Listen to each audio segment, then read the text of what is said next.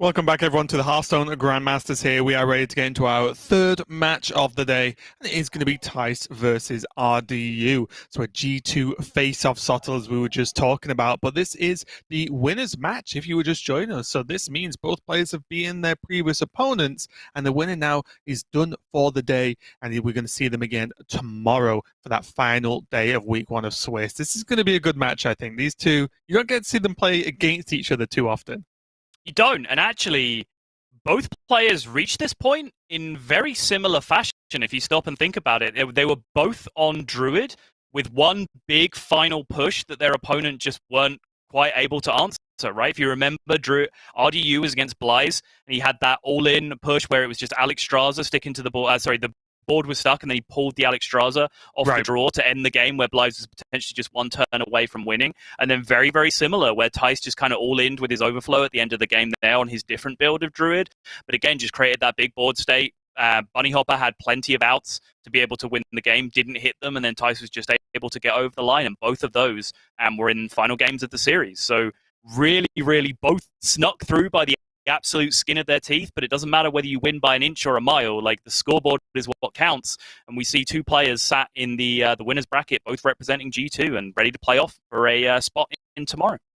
Yeah, and the only difference between these two players' lineups really is just this Warlock versus the Priest from RDU. And I'm even just taking a look. They are playing the different Druid lists as well. Thijs on this exotic Mount Cell list we just saw, and RDU going for that Malygos instead. So there are some differences, but one thing they definitely agreed on is the Warrior, which is the Turbo Bomb Warrior, and the Mage lists are card for card exactly the same. So those two lists was 100%, and that doesn't even mean to say that there were any issues in testing or prep. It's just some players, like we said, the players aren't robots, whatever they may or you may think. Some players just prefer to play different things as well, right? Like, people who like Mali Druid, even whether it's this week or historically in other expansions, generally really like Mali Druid, really like just the overall archetype. So even though it may not be, if you could work it out, the best version, then I think just the fact that they enjoy it more, or just, they think it's better because they think they're better at it, means you do get some of these differences, even with practice groups. We see it a little bit in Asia Pacific with some of the Japanese players. They do practice together, but they don't always bring card for card the same lineup. Yeah, there's always going to be differences like that, especially this early on in an expansion. And no, I don't actually have confirmation whether they even prep together for this tournament. I know sometimes they do, sometimes they don't. That is sometimes influenced by like round robin matchups when you get to that proceedings. There's obviously, if there's a week where they're going to clash against each other, for example, not really ideal to be preparing together. But I know they do take some time off of preparing with each other sometimes. So whether or not that happened, I'm not 100% clear of. But it's certainly the norm for them to practice and prepare together as teammates and as longtime friends as well. So could be multiple explanations for the differences in their lineups, but does make things a little bit more interesting, because I do like seeing a little bit of variation in the lineups rather than just seeing a 120 card mirror match going into a matchup like this. And that's the thing, I think of all the decks, the fact that the Warrior and the Mage are card for card the same, and it's not the general control version, it's the Turbo Warrior, I do feel that there's something, right? And the Mage especially, I feel like there's almost no one running card for card the same Mage list at the moment, even if it's just a 1 mana spell difference. So I think that, just like the one mirror image in both their lists, I think that's a strong signifier that they at least shared lists to use if they wanted to, right? So it was pretty cool to see overall. Again, arguably for the more recent viewers of Hearthstone, they could be just seeing that, well, RDU and Thijs are just streamers, so to speak. But both these players, as yes, two of the most popular streamers we have in Hearthstone right now, these players started, and the reason they are popular is because they are very good and very competitive, and were especially in the early years of Hearthstone. So they didn't just roll into the streaming live. They started out in a professional setting.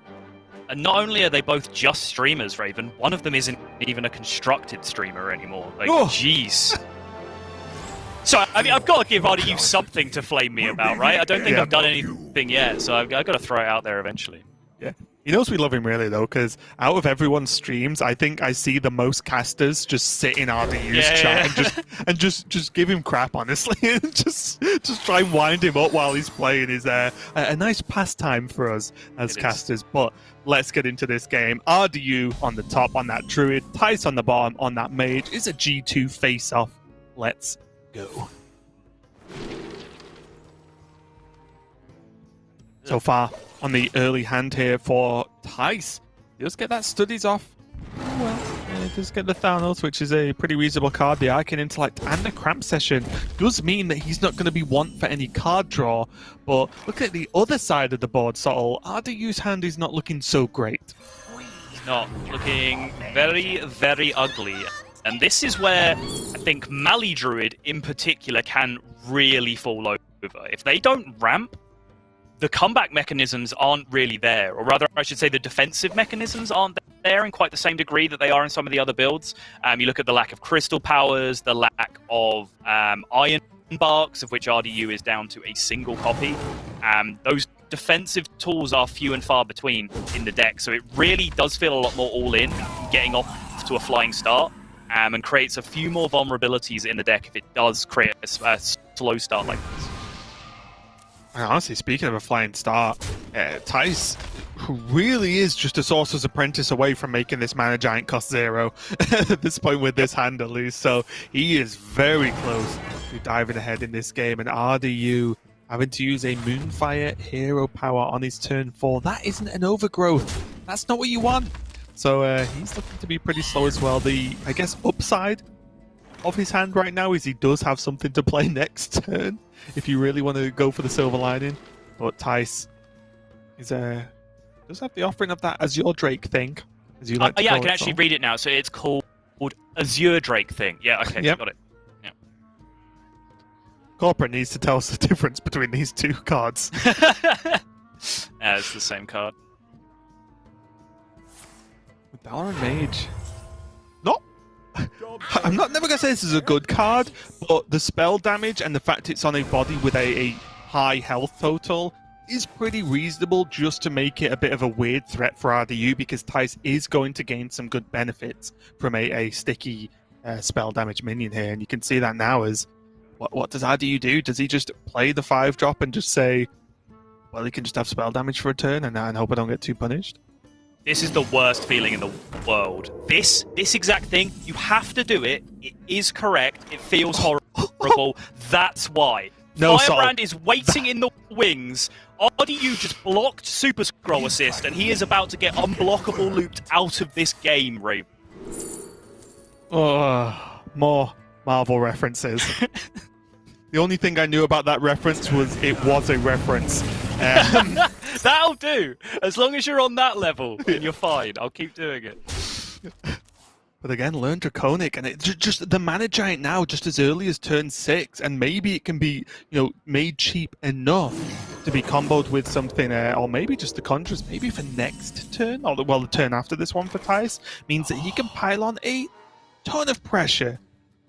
Dude, I was so ready for the second one off the top. I had the line. I was ready. I was going for it. We were going in deep.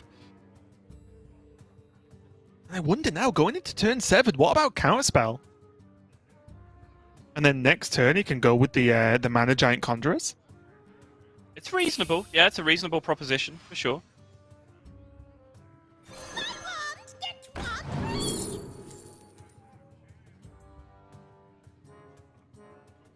I think Thijs here wants to go digging for arcane missiles, devolving missiles, ways he can potentially deal with the threat again. I think that's why he took Arcane Explosion, because that offered him up so many solutions, right? Like the combination of Arcane Explosion and Arcane Missiles with spell damage was so likely to be able to take care of the 5-4 again. I think that was probably a spot that was worth digging for it. Yeah, it's pretty tough, right? There are, of course, more 0-mana spells in RDU's list to sort of bait a counter spell out, as he is playing the Malagos, means he is running Moonfire, as we can see one. But I don't know. I think going into turn 7, I almost blindly would pick a counter spell there and be like, well, this is going to make it awkward somehow, because I know that kind of mana available is a problem for Druid. So let me see if I can talk you out of it, because the problem is, it's turn 7. So turn 7 is not only their Guardian Animal's turn, it's also the turn that half their deck starts to cost 0 that can be used to break your counterspell. So like the likelihood of it actually lining up that perfectly for you is so slim, I think, that I do like our Thijs' line a lot more. Someday I'll be just like you. So there's an large zero on the board. It was just Sorcerer's Apprentice waiting room up until this point, though, and finally she has arrived, and now this entire hand is just monstrous. Buckle in, basically, because Thijs can probably play close to his full hand this turn. Yes. Wait, really? That can't be right. Well, the Arcane Explosion is free, and you want to deal damage to this thing, right? Yeah. I think, so the consideration here, I think, for Thijs is whether he wanted to dig for devolving missiles first. Yeah, exactly. So this scenario, right, where he's already shot a bunch of damage at a minion he's now going to devolve. So he could have chosen to play around that a little bit, like digging for the devolving missiles with less cards, devolving missiles, and then having the Brain Freeze and the Ray of Frost, etc., to potentially kill the thing that came out of it. But I think all things considered, the way Thijs chose to engineer it was correct. And what a slap in the face. RDU getting beaten up by a Geppetto as Malygos Druid. Also, this potion, though, is huge for Thijs. Like, look at his board. He could just get Geppetto. Raven. No, I'm doing it. What have I told you about getting baited by potions? Always get baited by potions. That's what you told me. Exactly. Glad you've been listening. I did enjoy yesterday when we were talking about that. You're like, yeah. So I almost just ignore potion now because I go the other way and just basically never play it. And then seconds later, you were like, this could be a good potion, though. I was like, potion. Yeah. It's so easy to get baited by. It always feels like it's the most powerful thing in the world, and it just never is. Of course it is. A 1-mana Sorcerer's Apprentice Soul. I know. Oh, if the Sork sticks, I mean, that is the exception to the rule. 1-mana if the girl sticks, you potion that girl all the time. Is that like a new "if the shoe fits" comment? I don't know. if the girl sticks, yeah. Green portals are coming out from RDU, so there is something that can help him out a lot here. Some dragons would help tremendously, but he only gets 4/6. Not really going to cut it. And is this just like may as well be lethal at this point? Oh, it's all alive, Raven. It's all alive. 6, 9, 10, 11, 12 showing right now. Second evocation available.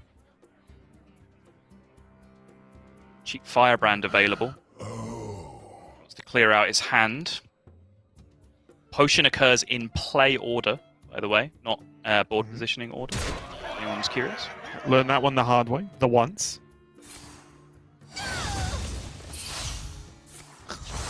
Wait a minute. Oh, Thijs. No, sir. That is incorrect. Yep, shake of the head. If he was going to trade anyway, which he almost certainly was this turn, then he should have traded first, created an extra space for that Learn Draconic, and RDU swoops in there. He might lose the game, but maybe RDU wins the war with that emote. Yeah. I don't care what the scoreboard says on this one. That's 1-0 RDU now. It was perfectly executed BM. The only thing that would have made this better if RDU emoted and then picked up a cup of tea and drank it. Still though, RDU facing down a pretty impossible task right now. Even Geppetto isn't going to cut it, as he only has 9 mana, so he'll only be able to play 1 minion for 1, and I don't even think he has any minions in the deck that is going to be impactful now. I think most importantly, though, Thijs did make a bit of a mess of that last turn, obviously, but I think he's had several incredibly difficult turns to navigate, and I think he's done the vast majority of them very, very well. Just on that occasion, he kind of flubbed a little bit, but he still managed to avoid getting baited by Potion of Illusion, which is by far the most important thing in this scenario. Yeah, I don't know if that's a good thing or a bad thing, honestly, so I'm not sure. Yeah. So there is now the 1-mana Alexstrasza, but should RDU play that first? I mean, I'm not sure what outs RDU is looking at this point. Like, I need to Four identify. Dragon Taunts or something? Yeah, right. So in that case, if it's as simple as that, and there's not like specific cards he is looking for from his deck to answer this situation, then yeah, I think you absolutely play the Alex Strutzer first. If not, the board might fill up, and you don't get to take that 15 kind of heal for yourself, as well as an extra 5, you could argue too. Fog Beam, Lightning Bloom, Germination. Does he have enough? He Breath of Dreams? Wait a minute. Make a Germination the Ysera, make it a taunt, which it does, right? Right. Wait, he was a mana off, wasn't he? Was he? Okay. Oh yeah. If he has one now, he must have been. Yeah. Sure. Okay. Thijs takes game number 1, taking a win with the Mage over the Druid. A matchup, depend on how those decks continue to be built, or if they stick around at all. I am interested in how that, what the stats are after a really solid set of sample size, because it is a close one. I think every Mage and Druid feels very, very close, because both decks have ways to answer the strong turns from their opponent. So very, very interesting overall there. Thijs does get the win, but again, does have this the question marks of how the Warlock will perform, because I think in general, we know the Priest as a deck in it itself is very, very strong, that RDU has. But is the Warlock the kryptonite, right, for this lineup, and is that going to get the job done? Looking forward to finding out. Yeah, we will certainly wait and see. This Priest from RDU might just be what Thijs is looking to prey on here, because I believe he has said he feels very strong in the Priest matchup with that deck. But again, I actually really liked the way that Thijs played the majority of that matchup with Mage. Obviously, there was that small mistake at the end. I mean, it was potentially an enormous mistake in terms of missing an entire 6/6. Like, you can just see the way that game ended, right? Like, one Skeletal Dragon coming out or one Emerald Explorer coming out or something, like maybe that makes the difference in you not having an extra 6/6 on the board, not being lethal. But that aside, I think, again, there were multiple turns that were really, really easy to make a mess of there in that game. And I think Thijs made the correct decision on the vast majority of them. And it is the Warlock matchup that we're going to see here up against Priest. So I'm pretty stoked on this one, Raven, because I'm looking forward to any deck that I think that anyone claims can put up a good fight against Priest, because I think we as a community have to find some answers right now to the terror of evil priests that are running rampant on ladder right now. Right. It sounds like we are getting into this game. I just want to ask you, right? Like, why do you think this Warlock can be good versus Priest? What are the strengths here? With either the mulligan or just the general strategy. What is this Warlock doing that seemingly other decks just cannot versus the terror that is Priest? Honestly, it's a great question, and it's one that I just want to watch and find the answer to, because, those aren't my words. Those are the words of other people who've been playing this deck, who've said that, like, one of the big reasons you should play it is that it's so strong against Priest. Like, I don't have enough experience with the deck to give you a definitive answer to that question. I just kind of want to watch with everyone else and see if we can figure it out on the fly. So guy going to come down here. I think we'll dip in and out of the meta, honestly, because, again, just a 0 mana hero power can be quite effective, and because that effect sticks around, you don't have to use it in the same turn you play it. It makes it just that you can bank on it, right? And you can cash it in whenever you need to, which makes that just a little bit more powerful than it being a 1 mana you have to use your hero power for free this turn. All right, well, a game plan has developed already. Like I said, I don't know too much about this build of Galakron Warlock. I have played it a little bit, but no great amount. But I certainly do know a good chunk about the old-fashioned Galakron Warlock, and this is looking like a pretty good Galakron Warlock hand to me.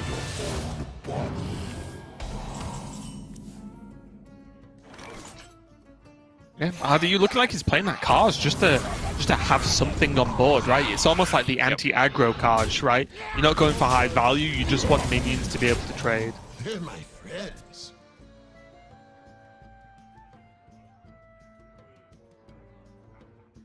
We are all bound to fate.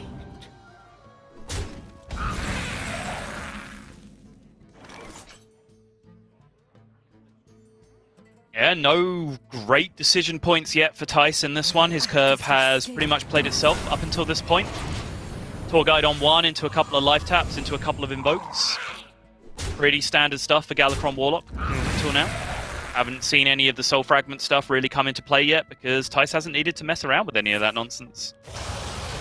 Yeah, unlike, for example, Demon Hunter, outside of that 1/3 in Warlock, a lot of the cards that create the Soul Fragments are removal tools, not just generation, like the Marrow Slicer and Demon Hunter.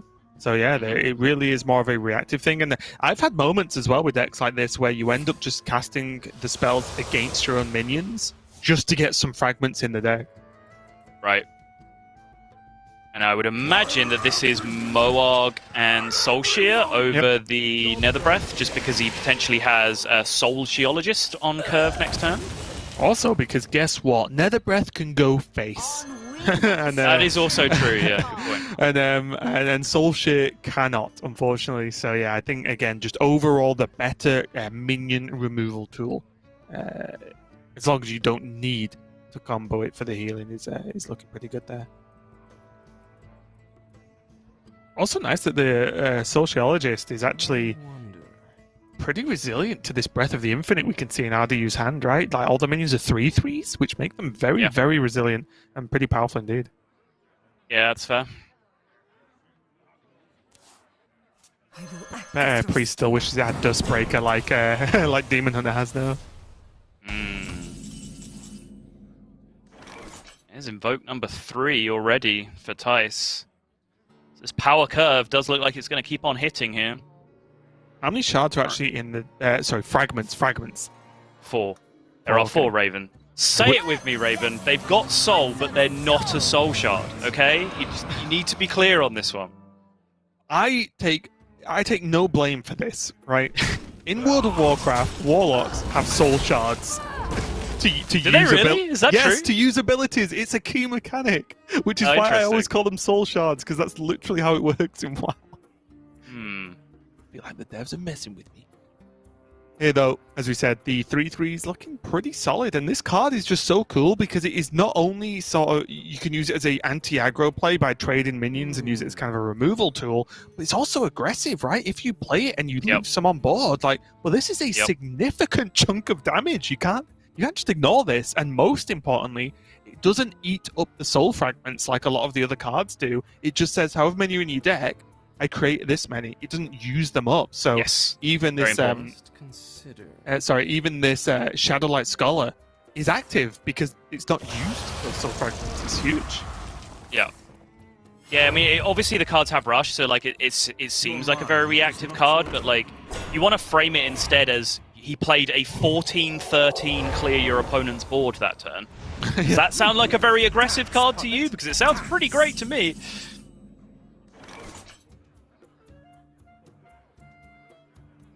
And maybe this is how, and maybe this is the extra layers of this version of Galakron Warlock, is that now you just see that the combo's been done to steal a minion, right? But there's still the Galakron wave of demons. There's still a good chunk of burn. There's still the Kronks. There's still all the imps with the Kronks. Like, maybe now there's just a few too many waves with a few extra additional like high-value removal cards because of the soul fragments like this. Now there's an extra little removal tool, deal 3, and you get a spider tank on the board as well. So maybe now the Galakron Warlock just has that extra, just little bit of power to make it just too much for Priest to deal with. Right.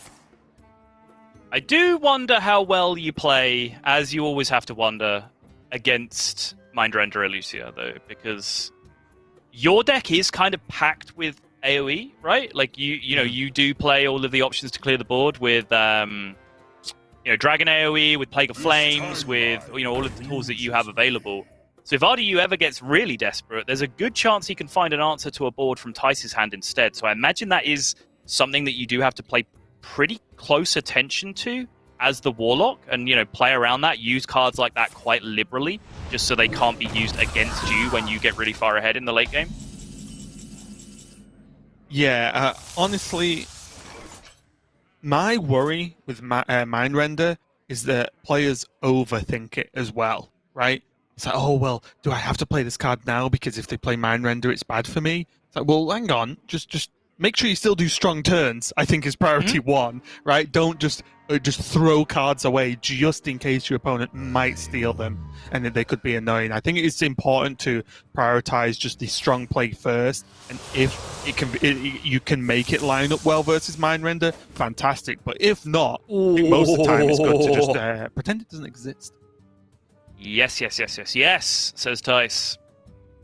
That is Invoke number 4 off the top. Which means now this hand has everything he needs. 4 Invokes, Galakrond for the big board, Alexstrasza can be immediately lethal on the follow-up. Even if it isn't, he then has Kronks for even more damage after that. Insane looking stuff for Thijs' hand right now. However much we're talking about this new style, this new version of Galakrond Warlock, the 1-2 punch still exists, right? Galakrond with the weapon into Alexstrasza for the follow-up to end the game, right? That is, I guess, the crux of the deck and how you actually finish games of Hearthstone. Raised Dead, some decent stuff in here for RDU. Ugh. Yeah. Had the Cabal, had the Kaj, had the Fate Weaver as well, obviously. So some useful tools in there. But everything looking a little bit slow from RDU's side of the board right now. Your mind is It does seem like the answer to why this is favored against Priest is pretty simple. You just beat him up. You just hit him with things. Well, as well, I think it's just because Priest does so well at dealing with minions one by one, right?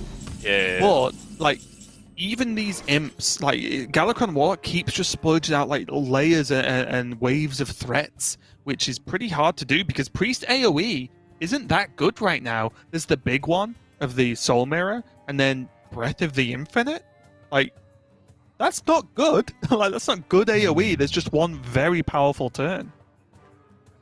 Okay, so again, I know nothing about this matchup. This is just purely an intuition-based read. I would jam Plague of Flames Galakrond this turn. Like, I would have done it 30 seconds ago. That seems insane to me. You deny healing, you regenerate a huge board, you push damage, you set up lethal, and you remove the mass AoE from your own hands to potentially play around the Mind Render and Lucia from your opponent. Right. Like, I think that does a lot of very, very, very good things. There is the counter-argument to say that, like, you actually don't really care at all about healing from your opponent because you just have Alexstrasza in your hand, which is I can totally get behind. And there's also the argument where you get to push a fairly equivalent amount of damage face to get healed here anyway. Oh. But I do kind of like the upside of just not having a Plague of Flames in my hand, which seems kind of dangerous. I am going to disagree with you on that. Go on. So look at this board. How does RDU, with your hand, make enough minions to make a Plague of Flames even relevant? Because he isn't Galakrond. Like, he can't make the imps, right? Yeah, that is very fair. And you know, outside of only a limited amount of mana they can use before they play the Mind Render, that, like, how many minions can they make? What, 3 max? Like, at an absolute maximum? Rituals, you say? With this board, so what? Thijs is just going to get him. Yeah, alright. I mean, I take your point. I absolutely take your point. I think it's very well made. There And we go. he's dead. Just too much. Woo. Well, you know what, Sol? Warlock looked pretty good in that matchup. It I did know look- it's just a it one looked game pretty on stream, solid. but I can't argue with the Yeah. results. Yeah, I know. I can't remember whether it was like a no health warlock, kind of like flesh giant, raised dead kind of pop off kind of thing that Ball Control was playing, or whether it was a Galakrond warlock. But I remember him having like half a day of streaming a non-zoo, slightly slower warlock deck that just won basically every game that he played. I can't quite remember whether it did have Galakrond in it or not, but I know that he was very impressed by its performance as well. I did have a sneaking suspicion that Warlock might have made its way into Boar's lineup just based on what he'd been successful with on his stream.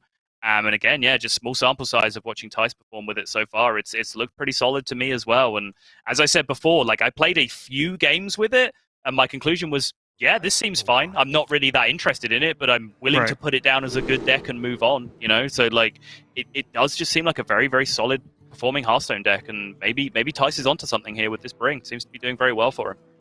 Yeah, and this is the thing. As we move on to game number 3, it's, for me, the excitement of Scholarman so far is we've not even seen tons of Flesh Giants, right? There are tons of other cards and potential archetypes that people haven't even got around to really putting time into yet. So as more and more weeks go on, I think we might have one of the fastest moving metas we've had in a while. Regardless of whether there's any buffs or nerfs coming or not, similar to last expansion where we had a fair few. I think just the sheer volume of good cards in the expansion and the fact you can only put 30 in your deck means that we're going to see a lot of variation in the near future. But getting after this game here, how are you going to be back on that Priest and Thijs on the Druid?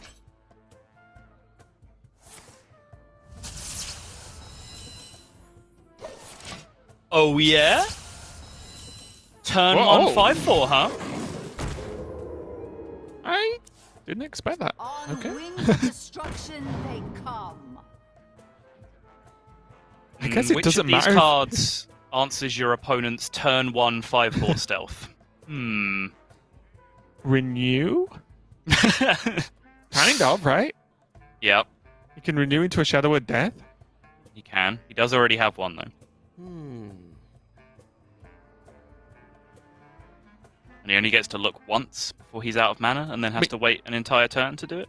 In all seriousness, it has to be the Soul Mirror because I think RDU has to look past this first couple of turns. Possibly. Soul Mirror can just win you games versus Druid. Ooh, Actually, no, I do like this. Yeah, because I didn't factor in he can do one this turn and one next turn that both can find Shadow Word Death to be able to immediately kill it. So the fact that he actually gets to double dip, I do actually like taking the renew there.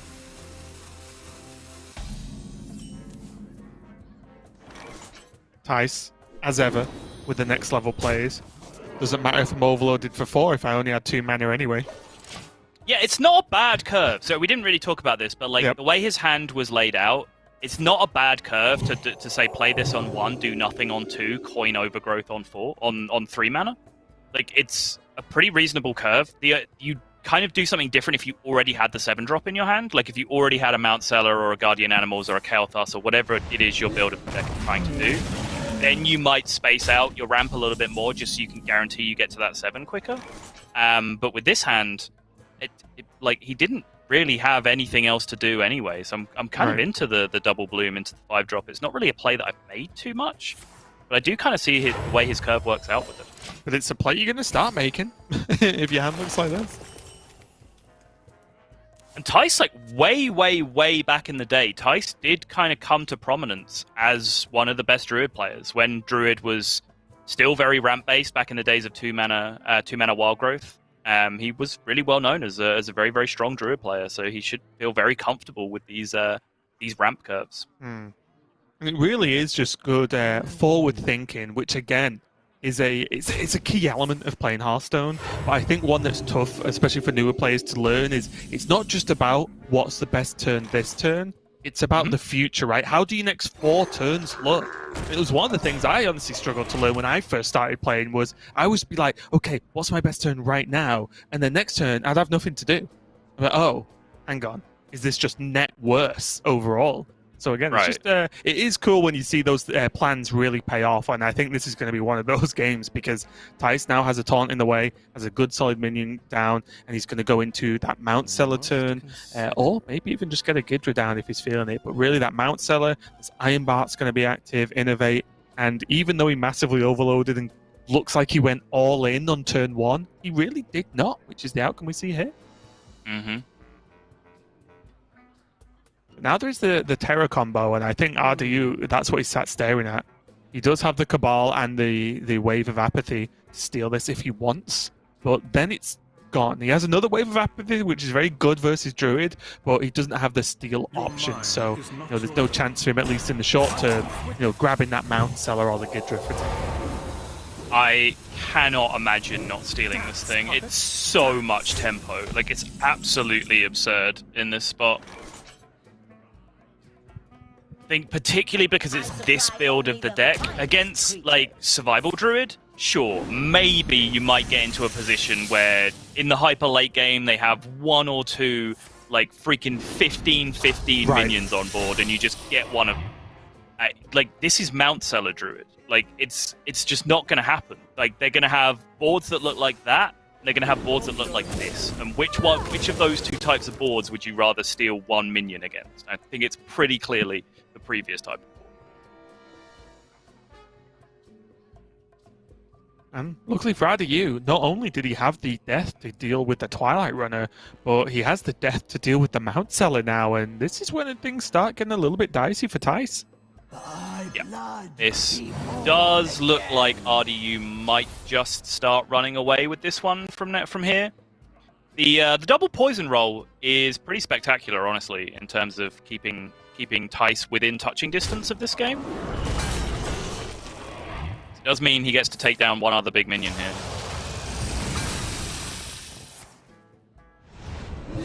I think though, Thijs ticking the box of, okay, one Mount Seller dead, because I do think Priest, as it stands, is one of the maybe best classes right now at dealing with the Ysera plan from Druid of, you know, creating a ton of dragons, because you have so many options. You have Soul Mirror, you have access to removal tools that can deal with the dragons, whether those are generated or not. You have Wave of Apathy to buy time. So I think now RDU just having one Mount Seller less to deal with is going to be feeling pretty good, especially now at least we can see there's just a Crystal Power in hand. Yeah. Absolutely love this, by the way. I'm all in this turn, 100%. It might have been a temptation to just say, oh, maybe I hold on to the Overgrowth, and then like I draw Ysera, I play Ysera, and then, you know, play my Overgrowth on 10 to start drawing cards and generate some dragons, but I'm a much bigger fan of the all-in line here.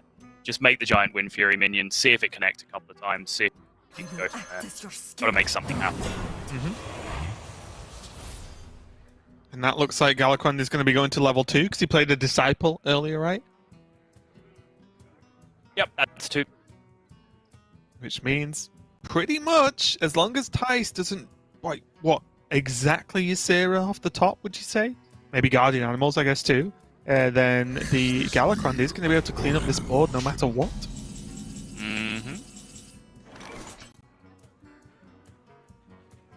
Well, you say that. Yeah, so it looks like a clear board to me, right? Yeah, the 2/2 cleans up the whatever comes from the teacher's pet. If Thijs doesn't trade with it. Ooh, okay. I mean, if Thijs was trading like that, which I guess is actually the logical thing for you to do. Sorry, I 100% cast a vision in that position where, like, you could round a 2-minion destruction Galakrond there, right? By value trading once and then going face and keeping your poison guy alive as well. But that's probably nonsense in that scenario, and that's just. Yeah. Honestly, my only thought there was, does Gidra kill the 2/2 or not? That was the only thing I would have thought about here.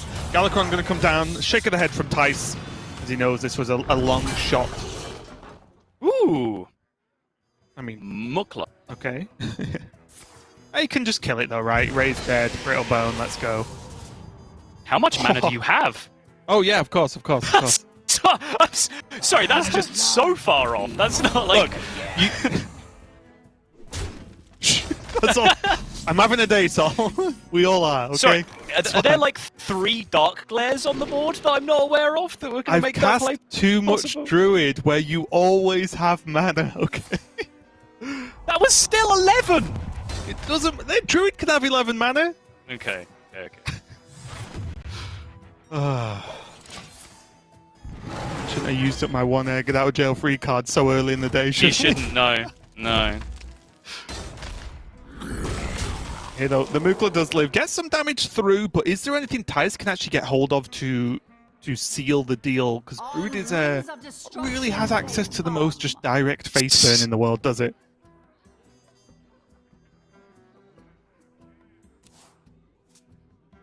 Doesn't look that way. Looking at the remainder of the deck list, again, this is the most slimmed down version of Druid that we're really seeing in the tournament. You know, no one's going full on like gibbling aggro Druid, so this is the fastest Druid that we're really seeing so far. So, you know, Thijs is low on value, and even, you know, Ysera, which is the highest value card he has left in his deck, might just be a little slow to be able to get things running. I mean, the Lightwell's going to mess with it, but was actually potentially like Twilight Runner his best draw? How come? Because it's a stealth... Oh. Okay. Well, it's stealth, so you imagine most of the time it lives. It's a deal 5, and it draws him more cards to maybe try and do something for lethal next turn. Sure. Does the deal 5 help, though? Like, isn't 6 still a million against this deck if they don't have a board? I mean, like, forget about Wait, it. does he have a studies? Because he drew Cabal Acolyte. Oh, never mind. So if he has a studies left, He does have a studies, yeah. Studies, swipe, and then have Moonfire? That's fair, yeah. With hero power? Yeah, okay. That's what I mean, like, just the only reason was because Ysera just might not achieve much because with no card draw, the portals can be potentially be so slow, right? Yeah. Whereas the damage combined with the card draw is a pretty big deal. Right. But yes, it was stolen again. It's one of the strongest things Priest does, and Priest does some strong things this expansion, but that combo is so strong because of how flexible it is and how terrifying the 2/6 taunt can actually be for opponent to deal with. It's so huge. RDU's getting a handful of cards. Thijs is reliant on a dream, quite frankly, for this card draw off the top. Oh, so Ysera Unleashed into regular Ysera into Dream? No, I don't really see how that wins the game, actually, Raven. I don't know what you're talking about. Okay. Well, regardless, that is going to be game. RDU is now going to get swept 3-0 by his teammate. And he starts to fight back, taking a win with that Priest. But still, Thijs still looking pretty good with that Druid available to him. But RDU does have Mage and a Druid of his own as well, so there is a chance. We've seen a lot of comebacks here. We've seen a lot of close ones. Bunny Hopper did just go, from 0-2 down to 2-2, but then did just lose the final one. So a lot of close games we've had so far, at least in Europe this weekend. I confess, after yesterday, I did not watch the most Americas that I normally could have, because guess what? I was tired. I fell asleep. Yeah. But yeah, we have seen some pretty close games and close back and forth series, I think, across all the regions, actually. Yeah, for sure. There was a couple of real highlights. I really enjoyed the opener from Americas last night of Frozen versus Saiyan. It was kind of the insane Tempo Mage Burgle Rogue matchup that we waited all of day one. Like, I kept hyping it up, like this was going to be the nuts, and it never actually happened. And then they got it immediately in Americas. So I'd highly recommend that series as well. And then Eddie bringing out the Turtle Mage as well was a real highlight. It's worth checking out as well. So there was some good stuff from the Americas region. But we are here in Europe, and it does mean that RDU now has a Mage and a Druid to win with against this Druid, as you were explaining earlier. And I am very interested. I am going to have to wait to find the answers, because it looks like RDU is going to go with his Tempo Mage first. But on these Druid versus Druid matchups, and whether big, greedy Malagos Druid is going to be just, too chunky, too big, too many insane combos for, the smaller, lighter Mount Seller Druid to deal with, or whether streamlined Mount Seller Druid can just kind of get under the big, chunky Druid and do things a little bit faster. So I'm really interested in those head-to-head Druid matchups. But before we get to those, there is this Mage to get out of the way for RDU, and this could be the end of the series right here. And just looking at the build of it, there is that one mirror image, which is probably the biggest standout card in there in terms of things that RDU is doing differently from most people in this tournament. Mirror image, not really a card that we're seeing main decked by an awful lot of people in this tournament. Yeah, and I think that is one of those cards where I think we spoke about yesterday a little bit, where not only the players are trying to work out good decks, but what's going to be the good decks in Grandmasters, because it's such a smaller pool of players, very much unlike ladder, open cups, Masters tours, that you have to decide on what you think the sort of tournament meta is going to be. And maybe the mirror image is a nod to that. Maybe they're expecting something that was going to really block out some aggro, or just maybe just to stop these Druids having as juicy a targets with the survival of the fittest. If they have to go into a two mirror image, then that's pretty awkward, isn't it? Yeah, no, that's a good point. Certainly a lot of flexibility, a lot of decisions still to be made with this Mage deck. I think, the shell of it is really only about 15 to 20 cards of absolute certainties that have to be in there, which leaves you a lot of space to be playing around with as to what you want to complete the shell with.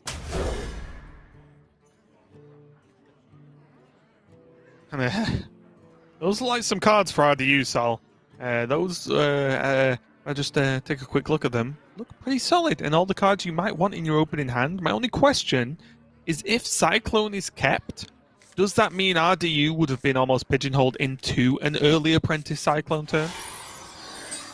Kind of, yeah. I very, very rarely keep them in combination unless it's against like super aggro. Like if I queue into like Hunter on ladder or something, for example, I will keep Sorcerer's Apprentice Cyclone because I'll just very happily just play my cards on curve and take 1 or 2 spells for the Cyclone in that kind of matchup.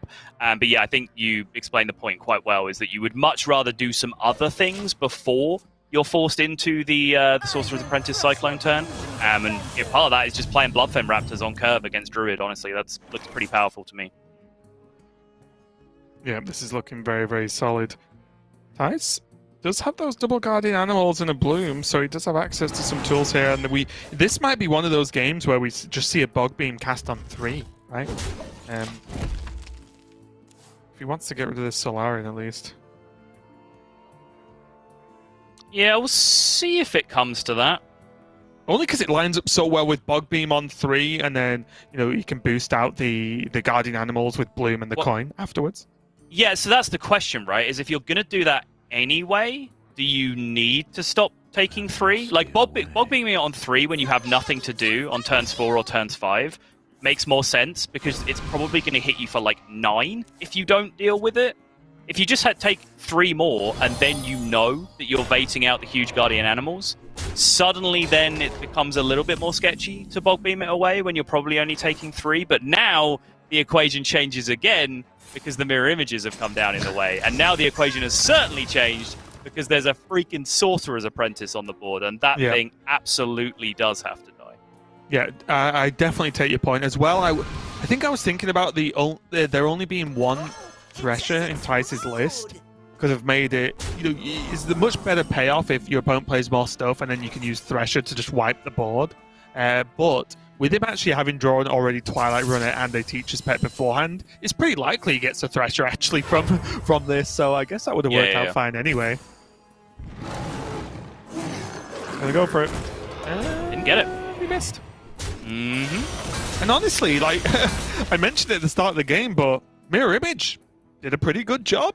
Seems like it was worth the put in the deck if for this game alone. Yeah, it worked almost exactly as you described it leading into the game, yeah. It's almost like sometimes I know what I'm talking about. It's weird. Steady on. Let's not get carried away here, Raven, okay? I said sometimes. Alright. Oh, this is really nice, though. This Firebrand doesn't even have to, like, waste a Ray of Frost because he has the studies into a Solarian. Wow. You're feeling good if you're out of you right now. You sure are. Spell damage +3 comes down. Spell damage +4 is available in hand. That Ray of Frost deals 20. These are the scary turns, though, right? And don't get me wrong. Ardu's in a good spot. But if he draws, say, like, another minion next turn, it's just that little bit, just like one good either card draw spell or, spell generation spell, like oh my god, I forgot the word. A magic trick, sorry. Any of that would be insane. But if it's just like one slightly dead draw, it is just going that little bit slower and slower before the Mana Cyclone can really finish off the game. I don't know, I'm kind of into another minion being drawn here. By the way, I was really hoping that the card you couldn't remember the name of was Evocation, and then I could say that you couldn't evoke the name of the card, which I have to get that out anyway, even though it wasn't appropriate, because it's just too bitter. Okay, yeah, moving on. Good. Well, unlucky. It wasn't. It was Magic Trick. Yeah. Even worse, because it's a card I've cast a lot. Yeah. What did... okay. I was actually wondering whether, like, Innovate Hydra Crystal Power ever did anything there, but I don't think it does. Or it doesn't do enough. Hey! I am so good today. Actually just a genius. the greatest Hearthstone mind that's ever lived. Yeah. That's why I don't play, because I would be too good, right? Yeah. Grandmasters would be boring, I'd just win. Yeah. Although it is, the spell is generated isn't really a good one to just play off the cuff, right? Doesn't really want to do any of these with the Mana Cyclone. I guess he could just go counter spell. But again, is this Mana Cyclone or is this Solarian? I will crush your delusion. Yeah, and that's why, like, before... before I got distracted, is why I was saying, like, I was kind of just into a minion draw there, right? Because wouldn't you have rather just, like, jammed a big minion this turn as opposed to messing around with that magic trick that he drew instead? Oh, obviously that's influenced by what you get off the magic trick. Right. If he'd have magic tricked into Cram Session there, then sure, then we're in business, right? But I don't know, just another, like, mid-rangey thing to drop down there would have just felt totally fine to me if that was the draw.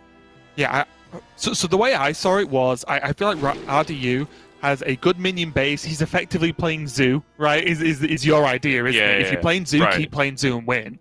But I was wondering does he want now that he's so far ahead and doing well, want a good Cyclone turn to have the spells to finish the game? But I guess it's just two different ways of looking at it, is it? Finish the game with more minions or finish the game with a combo of spells? So I think we're both really aiming for the same thing. We just have different takes on it, which is why we're such a good casting team. Yay! Casual self-brag. This is a positivity game in the Solar Raven casting duo. Nothing but good vibes. Bless up, King. You got this.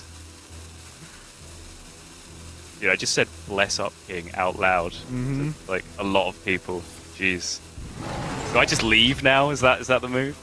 I was thinking of just releasing some kind of lo-fi good vibes beats by Solar and Raven track or something. Okay. Need to get someone to animate us just sat at a desk casting Hearthstone. Lo-fi beats to Hearthstone and chill to? Yeah, let's go. Well, it's kind of a Cyclone turn.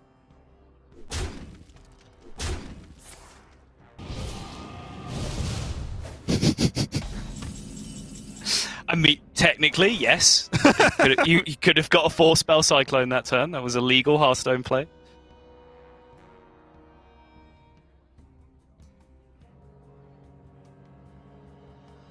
What does Thijs have in the pool for the Guardian animals, if anything, at this point? Is he out? He still has Cleavy Boy. That's it. I believe. I'd love it with all like the lore-based names, the spells, the epic, lore, and then Team 5 release a card called Cleavy Boy. I'd put that in all of my decks. Who would win, an army of lab partners or one Cleavy Boy? We're about to find out. Very small army, though. It is, yeah. Or is that just the collective term? Some lab partners, an army of lab partners. Yes.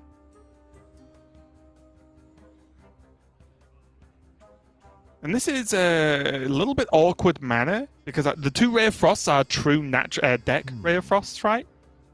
And neither of those were generated.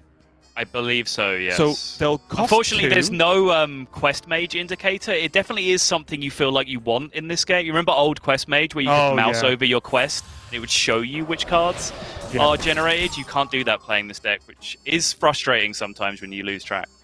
And the key difference there is it's between playing them all and having Cyclone and Giant versus just Giant or just Cyclone. Because if they were both generated, they're effectively free, which means you can dump it all down, which I don't think he could have done otherwise. Ooh.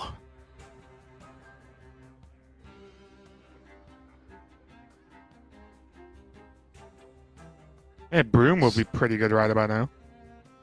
Broom would be pretty poppin', yeah. I wonder. The Gidra isn't quite good enough to get the job done that Thijs needs. Should feel relatively safe to overflow if he wants to. Find himself some better solutions on the following turns. Is it ever... What about the Teacher's Pet preload Gidra? How are you liking that? Okay. It's a line. I like it. So the problem is the contents of your opponent's... So the problem is the contents of your opponent's hand is kind of scary here, right? Because if they can deal with this taunt with cards that don't damage your face, which is most of their deck, then you're actually less secure making this play than you are just straight up healing your face and letting the 8/8 connect, right? That's kind of what interests me. We shall see. There is a very good chance this Solarian Prime can just get lethal here. Deep Freeze is fantastic, but at least doesn't help the direct lethal. That all helps enormously for direct lethal. Last spell is Tome. Okay. Oh no, one more after this, my bad. Oh, okay. That was pretty solid. Really solid, yep.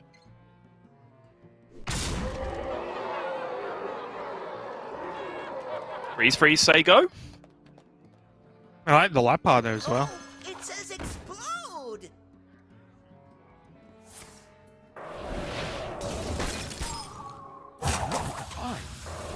I was going to say, is it always freeze the one minion each, or do you like killing the Thresher there? Because I think I would have killed the Thresher like RDU did. Interesting. What makes both you and RDU want to do that over double freezing the minions? But I think mainly you don't think the 2/4's a threat, where there are some worlds in which if there's some kind of stall, the Thresher can be more of a threat because of the cleave, whereas this 2 damage just isn't going to be that big of a deal. Okay. I get very distracted in every game of Hearthstone where Golden Porcupine appears because like I'm not sure whether it's just like whether it's scared or just like happy or like why is it quivering? Either way, it's adorable. I'm waiting for the evolution of the GIF where it's the guy like shaking a little bit and then the cat shakes, but it's just the porcupine instead. Oh, the shack shake and then the cat shaking its booty GIF. Yeah. But it's just the porcupine shaking. Just the porcupine. Yeah, I'm into it. Let's do it. Yeah, I think my point was this, right? Because if this happens and somehow the porcupine protects the Thresher, then the Thresher attack the next turn is scary. Well, my argument is I don't want there to be a next turn. And the most likely way there isn't a next turn is that if he doesn't have any minions that can do anything that turn. I'm not sure if it's a really argument worth having at this point because it's a formality and the game is over, but it's pretty interesting to me that we're disagreeing on that. But that does mean yet again we are seeing players fight back from a 2-game deficit and actually even it up, and it's all going to come down to the last one. And you know what? I think maybe it's just the way it's happened. Maybe it's just the way the expansion is. Maybe it's just the way the decks have been built in the first week. But I do think a lot of it is down to just either players not having as good a grasp as maybe we're used to from watching Grandmasters pilot, after playing hundreds of games of a deck as opposed to maybe 100 games of a deck, and also just the deck's not being refined so that there are gaps. We see pretty obvious gaps in all of these decks. Druid sometimes just doesn't have any way to finish out a game. It can just dry out a little bit. The Mage, without the card draw or without specifically Sorcerer's Apprentice, does seem like it's been neutered in a lot of games as well. The Rogue we've seen struggle even though Bunny Hopper's done well with it. There are games where you're starting to wonder why are these cards in the deck because nothing happens. So again, I think this is we're going to see a lot different in the future weeks. This is really just an outcome of us starting this first week so close to an expansion release that nothing's pinned down, and that's leaving these gaping holes in some of these games for players to just take wins through. Yeah, and we've certainly seen some shaky Hearthstone, indisputably, factually incorrect Hearthstone. I think we saw more Miss Lethal. There was the objective mistake from Thijs in this game. I think there was some weird sequencing with Plagiarize in one of the games as well, where someone was filling up the hand to burn, but then just played more cards than they needed to, and just threw away a bunch of stuff that there was no. We've seen some really weird stuff going on in this first week, even just in the European region, which is the one that we usually expect to be super, super solid. And I think you're absolutely right in that it's a new expansion. And it's a new expansion that has absolutely flipped the table. All the pieces are on the floor. No one has any idea where we are in the game anymore because everything has just gone out the window. All of the decks that were strong are now terrible, and we have a completely new set of decks to play with. So everyone is essentially learning the game from scratch. There's been a meme going around that this is now Hearthstone 2.0. That's how different the game currently feels. And it's really not that far from the truth. No, it's not. But we are going to be facing now the final game of this series between the two G2 players, RDU and Thijs. RDU is going to be putting this Malygos Druid to the test once again. and Thijs going to be back on the Mount Seller. So you get your wish, Sol. We get to see this matchup go and see if we're going to get any more information from it and how the Mount Seller can potentially go a little bit too fast, a little bit under there, whereas the Malygos might just have some of those power spike turns, especially when we are staring at that Geppetto in the opening hand for RDU. This decision is impossible. I don't know the answer. First off, the nature studies draw here as the absolute nuts for Thijs, because it doesn't matter what spell he gets; it means he gets to play Overgrowth next turn without ramp. Fantastic. But then those options, obviously, he makes smaller, wider boards than other druids right now, which suddenly then makes Blessing of the Ancients a lot more appealing than it would be in like Survival Druid or Mali Druid, for example, where when your boards are 5/8/8s, you don't really care so much about giving them +1/+1. When your boards are 5/2/2s or 3/3s, giving them +1/+1 is actually a much larger percentage buff, right? Which makes it more exciting. Germination, though, is kind of the classic druid card of like, I'm going to have one big thing stick eventually, and then I can just make another big thing alongside that. And then Force of Nature was probably the one that I wasn't seeing an argument for, but I'm sure someone could convince me that it was a reasonable pick. Gallon has convinced me of weirder plays in my time of playing Hearthstone with him. Yeah, honestly, the Force of Nature, the only way I could see is if it was just Lightning Bloom Force, just to try and rush something down. But sure. Yeah. There you go. That's fair. I'll be Gallon for today. But no, I think, but then there's no follow-up to that, so it was a little bit rough overall. There's another nature studies for Thijs. Do you think he might just have to go with this? I guess he can nature studies and wild growth anyway. Mm-hmm.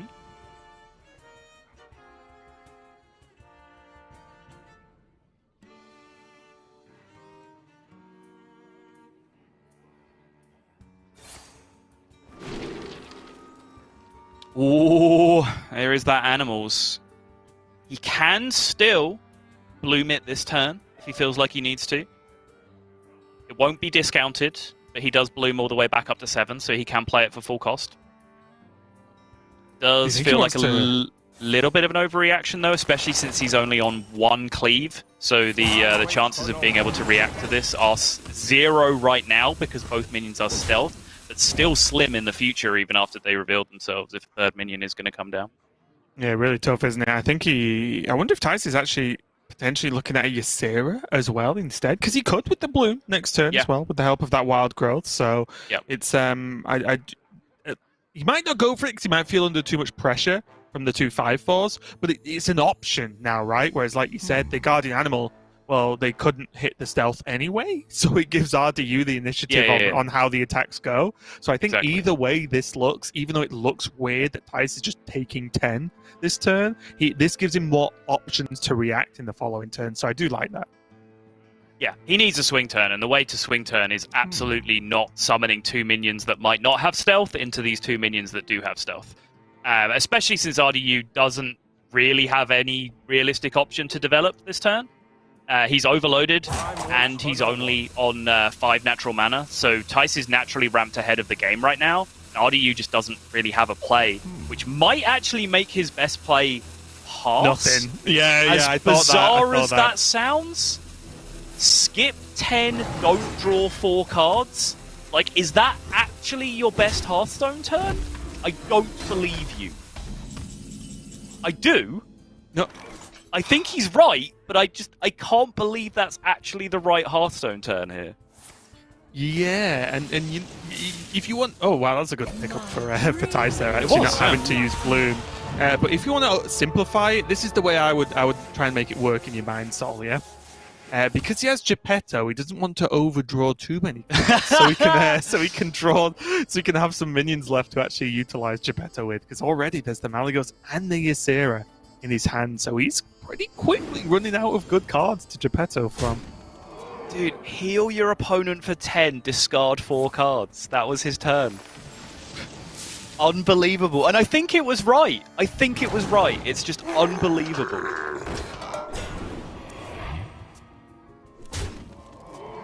Wow. Turns out drawing 4 cards in 1 turn whilst dealing 10 damage is pretty good. I think he should have done it last turn. It looks quite powerful. Maybe we should do that more often.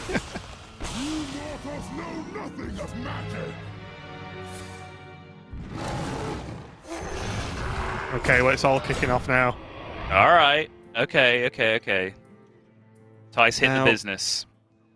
I have a question. What if he Yep. took Blessing? How sick would this turn be? Oh, Twin Spell Blessing? Yeah. That'd be sick. Yeah. That'd be insane. I mean, Germination's not that bad, right? It's not. It's not. Because a copy of the minion still has Rush, right? If he creates a copy of the minion It now? does. It does have Rush, yeah. But Yeah. honestly, does he actually? If he wants to do that, does he want to? Do you want to copy the Ysera? Yeah. Okay, fine. It's just huge, right? It is massive, a yeah. massive minion. Yeah. And if he's going to be cleaning up these 5 health minions anyway, then Ysera just does a great job versus the Twilights, right? Sure. Like it kind of acts like what the Cleave would have done anyway. And maybe he wants RDU to think about this. Maybe he's going to overdraw cards. Maybe he should leave it up. Nah, too crazy. Bad positioning on the 2 completely random outcomes from the teacher's vets. Could have ended up cleaving a much bigger minion. He just believed harder. Oh, I want to ask you a question, but you're not going to like it. Oh god, alright. Was there a world where you could have left those 2 runners up? How's Thijs going to draw 4 more cards? You see the entire right-hand side of his hand that costs 0? Right? That's how. Yeah, then Thijs wins in fatigue. Look Look at the difference! He's 15 Yeah. cards ahead. Not Yes, really, because of Ysera, but... Fatigue the Mali deck that's used 0 combo pieces so far. An excellent strategy, Raven. Good. Yeah, I'm glad we agree. Yeah. You're right, I did really hate that question. I thought you would, yeah. You'll throw him in now and again. Don't want to get you to get too comfortable. For no one. Yeah. But as you can see here, the Germination on the Ysera. Thijs obviously no cards in hand. Quite the juxtaposition between both players' hand here. But this 4-12 Ysera is a problem, right? You can see the value of that over the Thresher option that he had. Yeah, for sure. Oh, Runic? Okay, oh yeah, Bloom. Of course, he's playing the Mali deck. Never mind. Mm-hmm. Would you like to have infinite mana for your Mali turn? Why, yes. Yes, I would. Thank you for asking. Pretty good pick up from Thijs, though. He does get the potential to draw 2 cards if he makes it the next turn.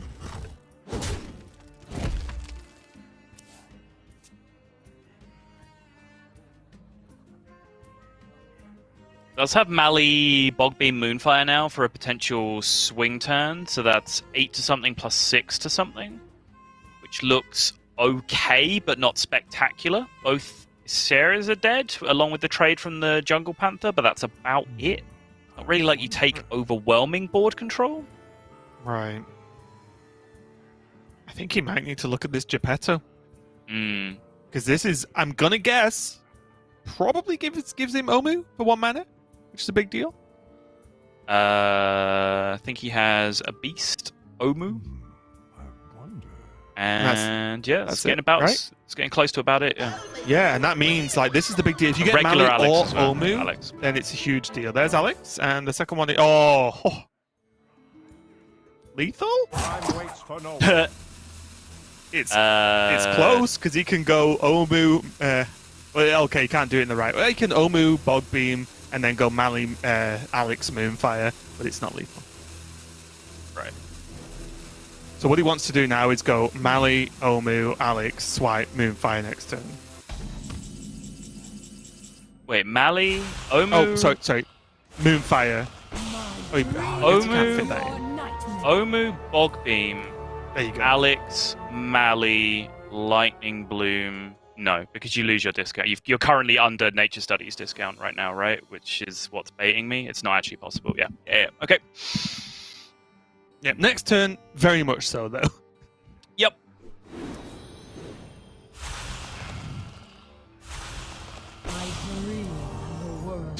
Jeez, these are How some many dragons. series are we on? Yeah.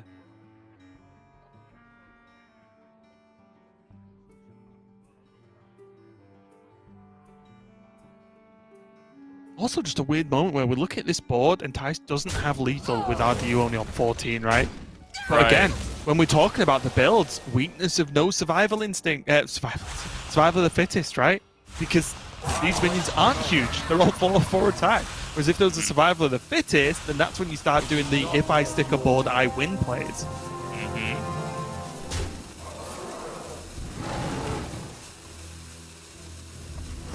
Yeah, I was just going to say, I was a little bit worried Thijs was just going to end his turn there, but I think there is a very little downside to Crystal powering right now. Yeah, we can see it's very irrelevant because there is 1 mana Alexstrasza in the hand, which makes this a complete formality for RDU. But yeah, for all Thijs knows, he needs to be as healthy as possible right now if the Alexstrasza is full cost or not in the hand or whatever else. But as it is, they see the combo being activated. Omu refreshing the mana crystals, only costing 1, giving you a much bigger net gain. And Moonfire for 6, and that Jungle Panther that was mispositioned to be cleaved away by the Lake Thresher a few turns ago ends up coming through to seal the deal for lethal. And yes, Radu, we all feel it, okay? I know it's been a long day, but you just got to keep on soldiering. Your day is done. You can relax until Sunday now. Yeah, that's the trick, isn't it? Because RDU has won the winners match, he is done and dusted, whereas Thijs, after that, insane series, again, another one that went the distance, he has to play in a little bit as well. He's still got more matches to play today, and time is ticking on. So honestly, these long days of Hearthstone we've been having so far in this season, fatigue is a thing for these players. We saw yesterday that Psycho and Swids played first and last, which was insane for what was it, like 8 to 9 hour day or something from start to finish for Europe at least. And that is a long time to not only have to play matches during, but stay focused in between, because I have no doubt you watch the other players' matches, right, to see how they've gone, because you need to see what's going on, play style, just what decks they choose, how their ban goes in general. So a lot of information there, but congratulations to RDU, and honestly, fair play, he'll be probably feeling pretty good, because last season, I'll say, wasn't the best season he's ever played of competitive Hearthstone. He didn't have the best start, and there was some criticisms that he took due to the Battleground streamer stuff. But starting off, who said that? I'm not sure who. It came from someone. Yeah. I'm not sure who. Yeah, okay. But starting off the season with not only getting to top 8, which is just a solid performance in week 1 of Swiss anyway, but also then booking himself in the final day. So a top 4 minimum finish for Mr. Radu. So he's going to be feeling pretty good about the start to season 2 this year. But we've got 2 more matches left for you guys. So we're going to go to a break while we set the next one up. Don't go anywhere. We'll be right back with some more Hearthstone Grandmasters.